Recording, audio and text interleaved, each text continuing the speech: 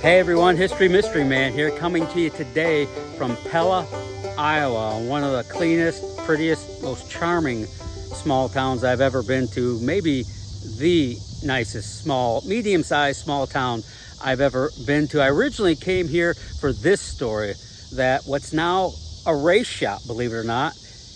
This is part of what's so cool about Pella, Iowa.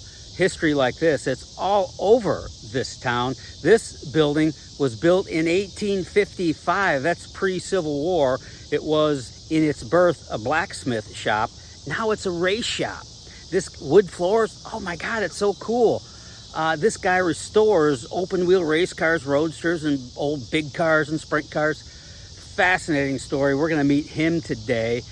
And we're gonna go inside. You're gonna love this. And while coming into Pella, Iowa today, I couldn't help but notice how gorgeous this town is. So he's gonna give me a personal tour of the town. We're gonna cover a lot over the next few videos or so. And I'm so glad you're along for the ride. History Mystery Man on duty and at your service. You're gonna love this.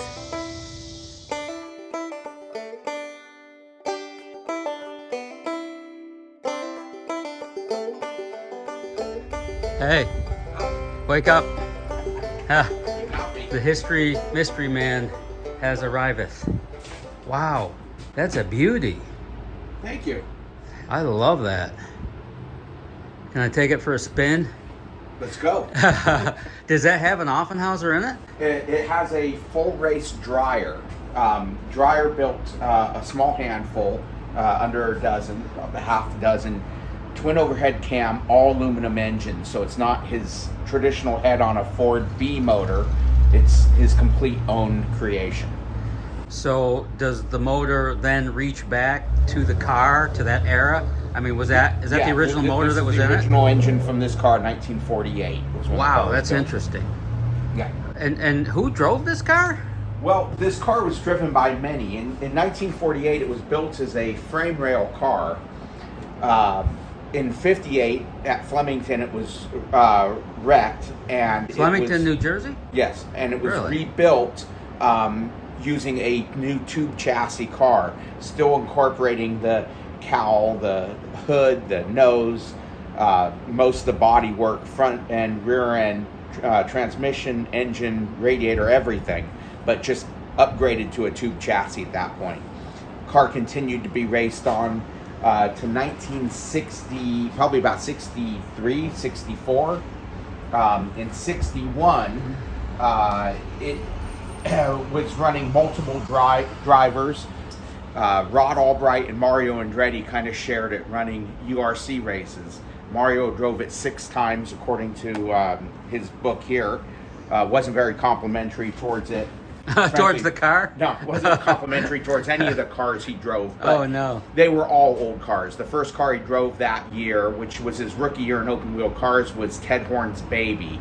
And I think he complained that thing had no brakes and really no business being a race car, though it worked for Ted Horn.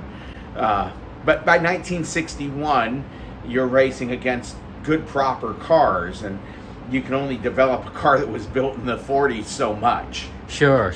So even though it had a benefit of a new chassis, its brakes were still antiquated, its engine was getting a bit anemic, and everything else was wearing out too. So if it raced into the 60s, it probably at one time had a roll bar behind the driver? Yeah. Not the cage, but the bar? This photo here shows it. Okay, It did I'll have get to a that. single hoop on the back. I thought it really didn't need it, so we didn't put it back on during the course of its restoration.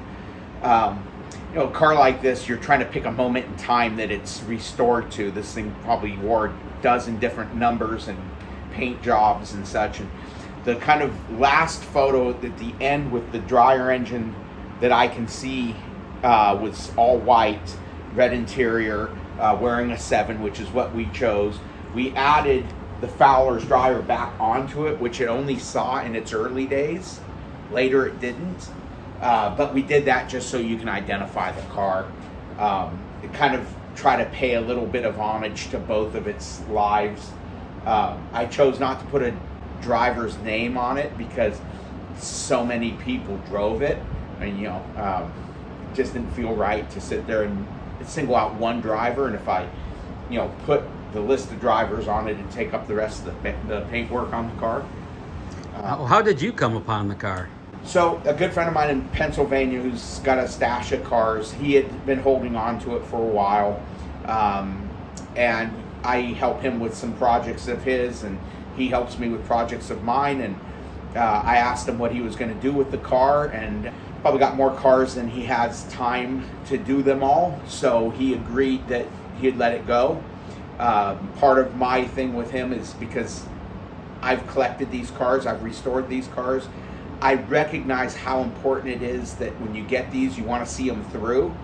So I asked him to get the car to the point where it was a rolling car.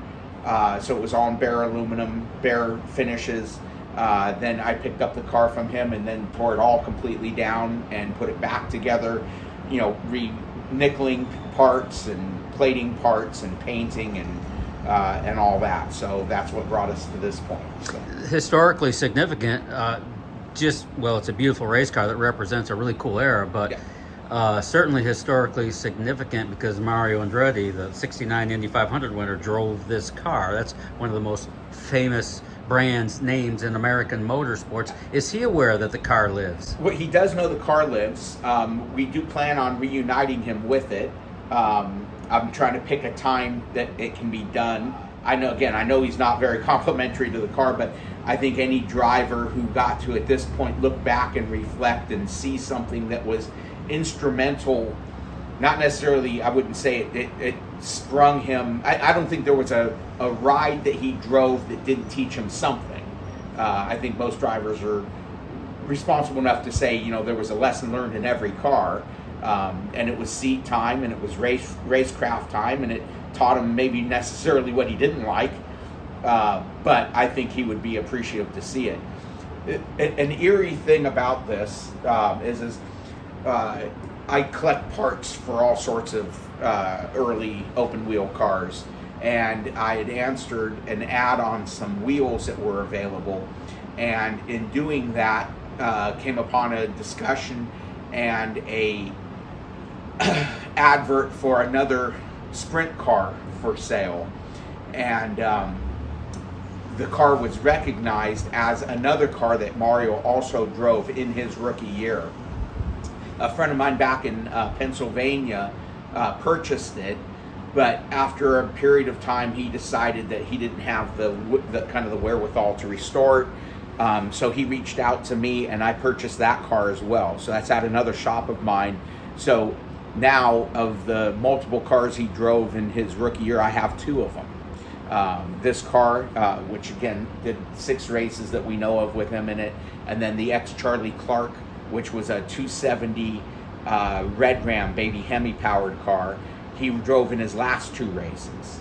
I could understand where a driver would not be complimentary of an homemade open wheel creation born in 1948 because they were all a handful. They were hard to drive. They didn't have power steering. Yeah. They rode like German tanks. None of them were easy to drive, but a great way to teach yourself the art of driving an open wheel car as you progress through the ranks to something that starts to handle really good. And wow, now I see why I did that. But I bet he would be complimentary of it now if he could see it now. I think he'd change his tune. Yeah, I think reflecting back, he would just enjoy that somebody took the time and recognized what a piece of history the car was. And he'll get that. This car, besides him driving it, you know, it was a Floyd Pop Dreyer car. I mean, there were times that, you know, Pop Dreyer had cars, you know, in the front rows of Indianapolis. I mean, he was an accredited car builder. So Pop Dreyer did build this car? This car was a Pop Dreyer car. Okay. Chassis, body, engine, everything. You know, in addition to Mario Andretti, you know, you had the Pop Dreyer element, and you're onto something here. This is cool. Yeah, and this car was driven by a cast of drivers. I mean, you know, he was just one of them. I mean, you know, your story is interesting as well because we're in Pella, Iowa, kind of out in the middle of nowhere, way below Des Moines. Where are we, southeast of Des Moines? Southeast of Des Moines. Yeah. So where did this passion come for you? Some guy in Pella, Iowa, restoring. Well, I actually came out of California. You did. I started in sprint cars at the age of 16. Driving them? No, working on them out in California at the Ascot San Jose Park? Fairgrounds. Oh, San Jose. Yeah, this is Northern California. Gotcha. And I did that for a lot of years. Been successful enough with business, and still wanted to go to the races and still wanted to be involved. So we started a new 360 class team out in California. Then quickly switched up to 410s, and we'd come to Knoxville every year for the Nationals. And just difficulty of getting hotel and not having a place to base, we ended up stumbling into the town of Pella and bought a house here. Beautiful town, I might add. It's a beautiful This place town. is charming as with you know incredible what. history on its own. Oh, God. But we bought the house, and then So you live here in Pella? we live here in Pella. I live literally from the shop we're in now, which is this incredibly historic Blacksmith And now we're shop. going to get to that because I think you told me this shop was built in 1855. About 1852. Oh, I was off Yeah. there. Even So, better, yes, 52. so very, very early. Oh, my God. And then if you go Predates down the Civil 5 War. Exactly, it is. Pre-Civil War. Go down about 5 houses on the same street, same block. I live right there. Oh, okay. So my commute's a very easy walk. So you kind of fell in love with Pella, Iowa, didn't you? Yeah. Somewhere in there. Yeah. I mean, California, it was just time to say goodbye. I couldn't retire there. I'd been restoring historically. There's a lot of people saying goodbye to California there is. right now. I'd been restoring cars there, and most of them were like 50s and 60s racing cars, like Aston Martins, Ferraris, Maseratis, and then pre-war Grand Prix cars, Maseratis, Alfa Romeos, and the such. And I'd done that for probably the better part of maybe say about 30 years, and just decided it was time to say I'm done in California and come here and meet some new objectives. I also supply parts for people doing various restorations on Indy cars right now. So you are not retired, are you? I'm supposed to be, but it's a semi-retirement. That's what I kind of thought so. Yeah. I kind of work 4 days a week in my car shop, and then I spend 1 day a week working on this building, and then a couple days a week floating, doing whatever else, or taking a day off. That, by the way, you did send me some pictures Yes. of an awesome little front-engine roadster. Yes. Which I believe is in the Sprint Car Hall of Fame Yes, in Knoxville. It's been there for 2 years come October. That's a beautiful machine. Incredible history. That car went there for a year, and then they decided to do a tribute to Ascot, and that car was named the Ascot Roadster. When Bill Finley debuted it at Ascot in 1958, though that wasn't its first race, it had done a road course race at Riverside before that. Was it an Indy car at one time, being a roadster? It never was. It Okay. was kind of like an Indy car that forgot to go to Indy. Well, that's what happened to all those front-engine Indy cars. So They many went to chopped them, Oswego and stuff, and they became, had another life after that. Yeah. That car was built by Bill Finley. It was the first scratch-built race car he ever built, and it looks like a bit more of a crude version of, say, a Watson Roadster. But it was built in 57, debuted in 58, uses a 302 GMC 6-cylinder laid over on its side with a kind of a 12-port Wayne head, though it was Finley's own head. He took a 12-port Wayne head and modeled his head after it. From my understanding, casted 2 only and machined 1, so that's it. And it's got 4-wheel disc brake, bias controls on the brakes. It's got suspension tuning from the cockpit. He was considered a brilliant man, going on to Indianapolis and building Indy Roadster, or not Indy Roadsters, but Indy cars for Tatsy Vadas for many years after. And I'm blessed to have that car. It's a totally original car. Comes home here in 4 weeks, which I'm so excited. I have just enough room for it right here. You'll squeeze it in. I'll squeeze it in. Yeah. But it's a great car. And the fascinating thing is of the multiple historic sprint cars I have, all of them have a tie to Indianapolis, whether it was because of the builder or because of the drivers. Mario driving this, and then the Charlie Clark car, and then, of course, the Finley Roadster. And that's got to be one of the most original roadsters on the planet. It's just untouched. you actually look in the cockpit, it still has dirt from Ascot inside it. The Joe Hunt clock. Yeah. What did you say about that? That's the only one known to exist. Really? Yeah. Tony Hunt saw a posting I had of it. It works completely, lights up, no problem. He saw it and his mouth drooled. Tommy, I sent photos of him. He says, "Wow, fantastic! I never saw it." So he thinks it's fantastic. Can you put a value on it? Oh, I mean, nowadays with the way that people buy hot rods and stuff, they just sit there and peel off. I mean, I've turned down a ton of offers on it, so no one's gotten me to sell it yet. And I wonder how many were even made. But you have, as best you know, the only one living. Yeah, no one's seen another. Oh my God, that's really cool. So, that's interesting. Yeah. Well, just a bit on this shop, going back, built in 1852. Yeah. Do you have any idea what its life was in the 1850s? I mean, what was it? So it originated as the blacksmith shop in town. Okay. So for people building homes, people running ranches around, this was basically Pella was formed. People came over in 1847. They were building the town up. I think it was 900 immigrants, Dutch immigrants, came over to escape religious persecution. Like a lot of Europeans did. Like a lot of Europeans. So founded by immigrants from the Netherlands. Yeah. So they'd come across, coming through Pennsylvania, Missouri, all the way over to here. They weren't exactly certain.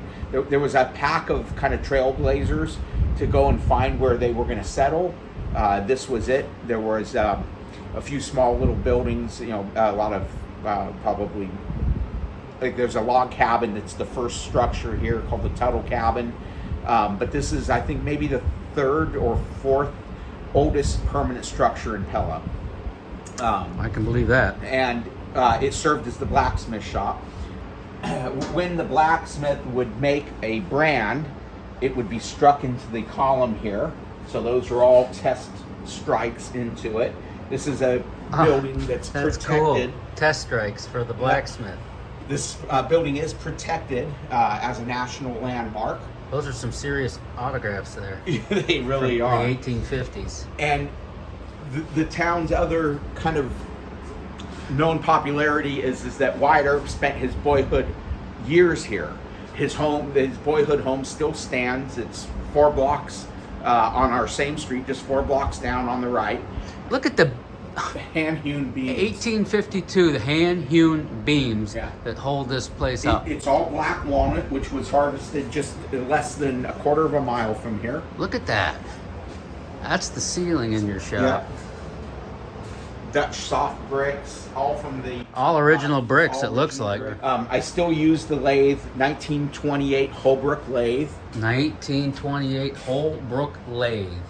And you still manufacture pieces and parts? Yeah, little parts down at my other shop. I have a bigger lathe and everything, but when they come here and need a little trim or something, it gives me an opportunity to do that or turn some threads. That's cool. I mean, I've been involved with racing all my life. I come from a family that raced. This is the absolute most awesome, coolest race shop I've ever been in anywhere. So this is remarkable. The tools I use are period to the cars that I work with, not for any reason other than, to me, it's just part of the experience. And as I said, I supply a lot of parts. For example, that plastic tote there is filled with main and rod bearings for Offie 255, 270 motors. So when someone's rebuilding them, I can give them parts. I have exhaust headers, manifolds, various bits and pieces. The toolboxes here, which are actually originally made by Snap-on, but they were a World War II surplus field box, and all the tools in them are all, for the most part, Snap-on, but they are date coded by the part numbers and the branding of age specific for the car. So we're looking at early era Snap-on 1940s to about mid 50s, late 50s, including the Indianapolis 500 proto hammers. Wow! I collect the knockoff hammers. You got to hit the wheel with something, so might as well be. That makes your story even that much more interesting in that you not only work on and restore 1948 open wheel race cars, but you do it with the tools from the era to make the experience even And more then, interesting. you That's know, so cool. I collect the old tin boxes that carried the spark plugs and all period Champion. original spark plugs. They're from form. my hometown, Toledo. Yes. The wood box over there is an original Champion spark plug box that went to Indianapolis. Really, right here? Yep. Original Champion So spark that would plug. have been completely filled with spark plugs. Wow. And then That's cool, again, man. I use age. And again, for me, again, it's just the experience. You know, from an old sprint car quick lift jack Very neat. down to the original air tank, portable air tank from the Sumar Indy car. Wow. The original air tank for the Sumar Roadster? Yep. That Pat O'Connor died in the Sumar Yes. car in 1958, so that was part of the outfit. Yes. I mean, you got to have a portable air tank, so might as well use that one. And I know these signs, man. These are sought after. These, I Oh. mean, these are huge in the collector world. Oh yeah. I mean, all of the signs are authentic. No Champion, spark plugs, Firestone. I've got some up in the attic, which can't really get too well, but. Oh, wait a minute. I got to get a handle on this Champion spark plug sign from the dealer. That's cool. And you know what else? I've never been in a race shop that had sort of, I don't know how original that is, but it These reaches are the back. original floors to this building. Seriously? Yeah. I've never been in a race shop that had a wide planked wood floor Yeah. from 8. This is cool. This is so cool. Spark plugs for, again, Millers and Offies, brake calipers. I mean, this is just like for my quick bits, pressure plates, knockoffs, lap belts, fuel filter housings. What's over there? So this was a house portion that was attached. This would have been built in about 1853. So the house portion was added on to the shop, the Yes. blacksmith shop. Yes. So this portion here. Oh, wow.